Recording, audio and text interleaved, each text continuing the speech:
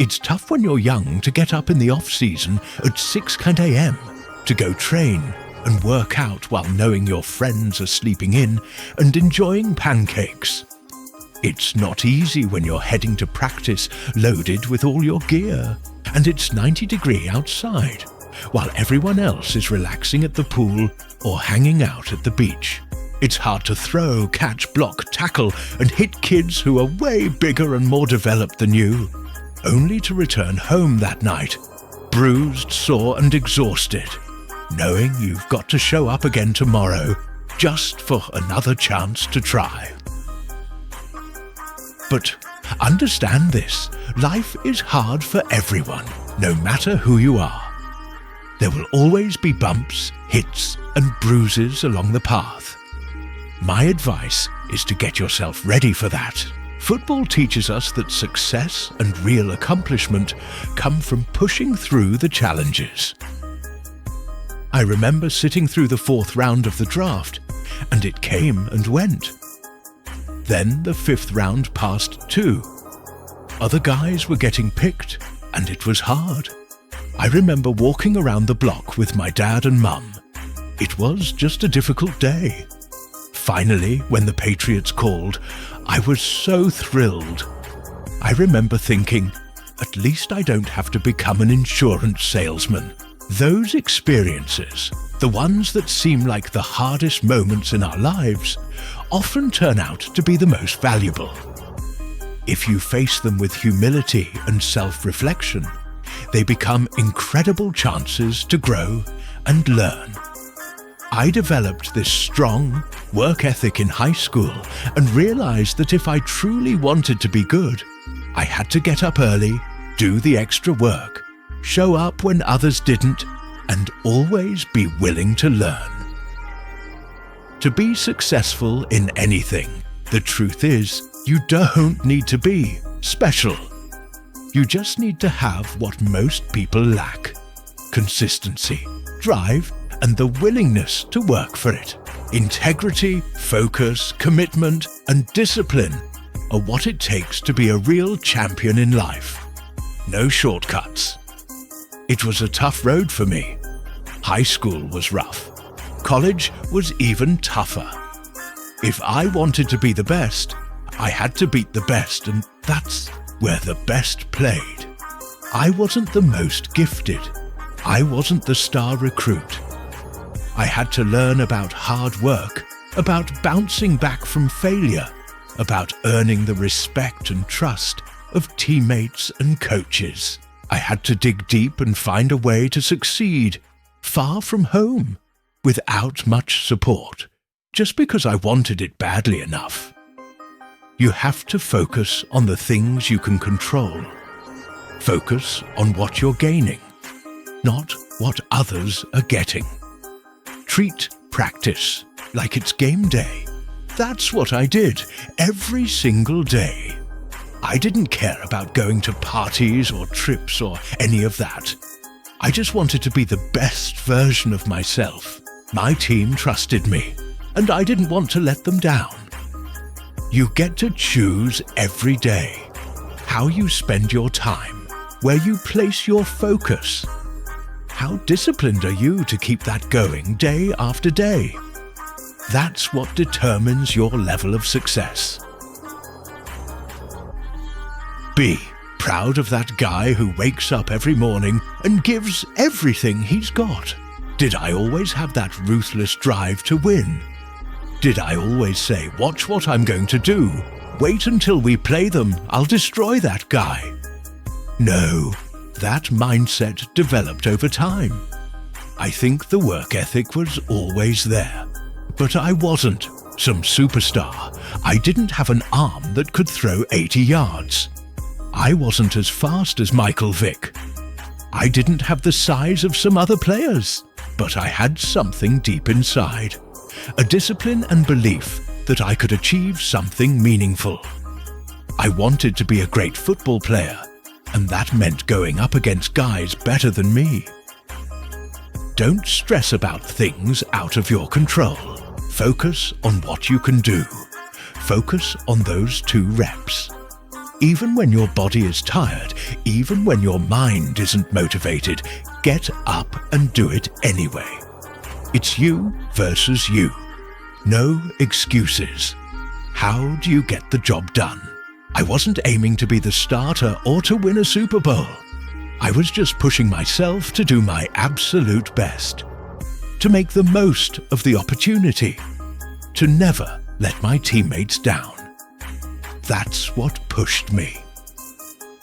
Every morning, I asked myself, did I give it everything? I just wanted to be the best I could be. Winning came as a result of sticking to a great process. My mindset was always about what I could control. You can't always control the result.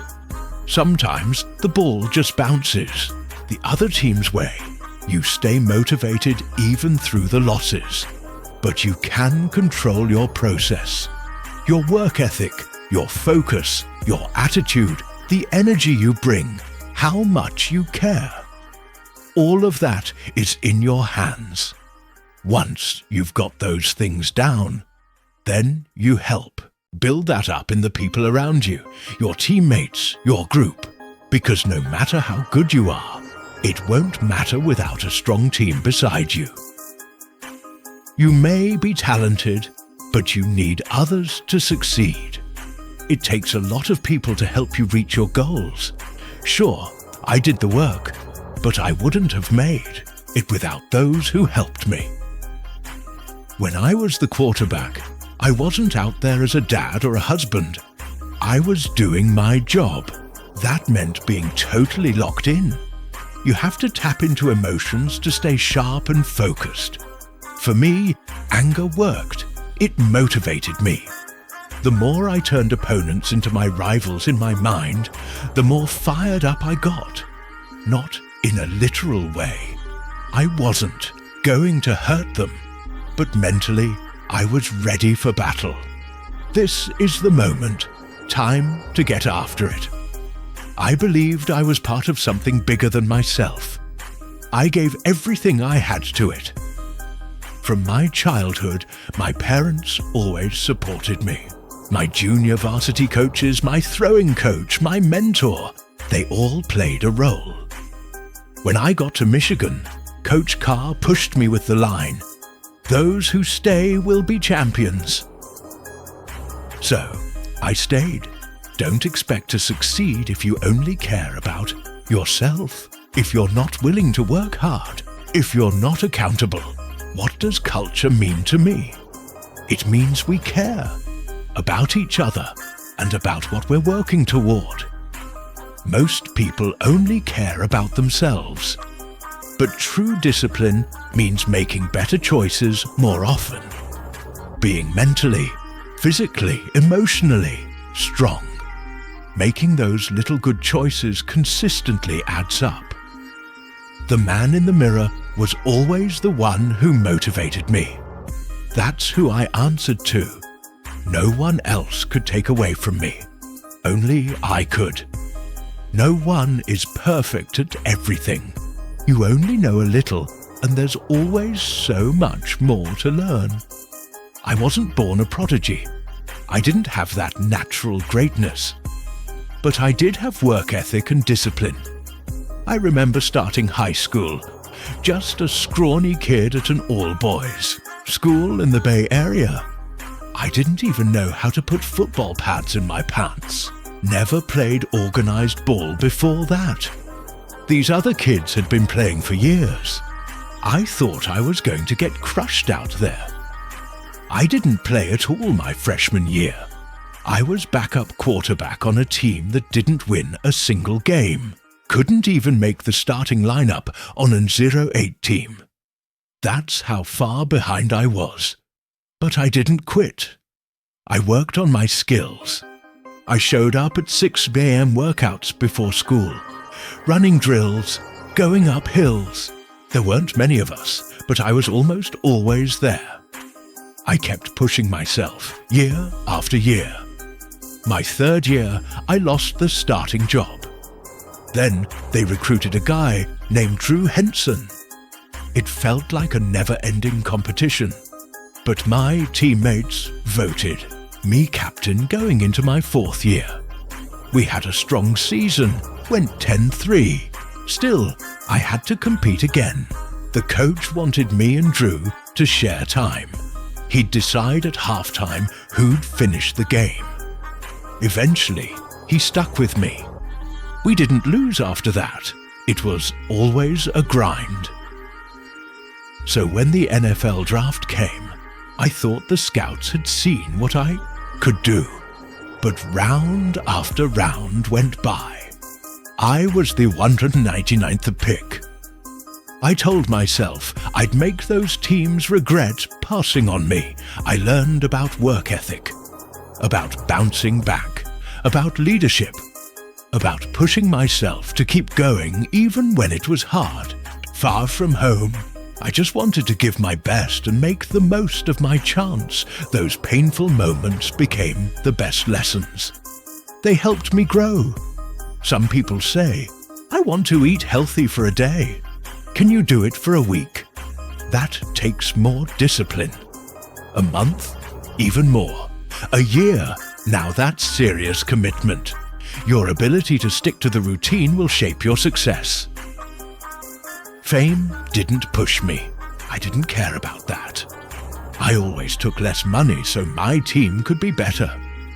I didn't need the spotlight. I just wanted to give it my all. If I wanted to be the best, I had to beat the best. That meant waking up early, doing extra reps, studying harder, training smarter, and giving everything in practice. I had to earn my teammates' respect through how I worked, not what I said, in the gym, on the field, in the film room, in the classroom. I gave it everything. Whatever they asked, I did it the best I could. I never said I wanted to be the greatest of all time. I just wanted to be the best I could be. Be proud of that person in the mirror, the one who wakes up every day and gives everything for what matters.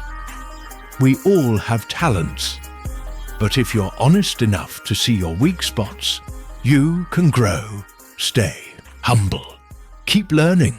Focus on what's in your control. Maximize your opportunity. Treat every moment like the Super Bowl. Surround yourself with people who help you grow. We play for the name on the front of the jersey and for the name on the back. Our families, the ones who believe in us. I was lucky to have discipline over a long period. It was never easy. The competition was fierce. But I had traits that lasted: work ethic, discipline, and heart.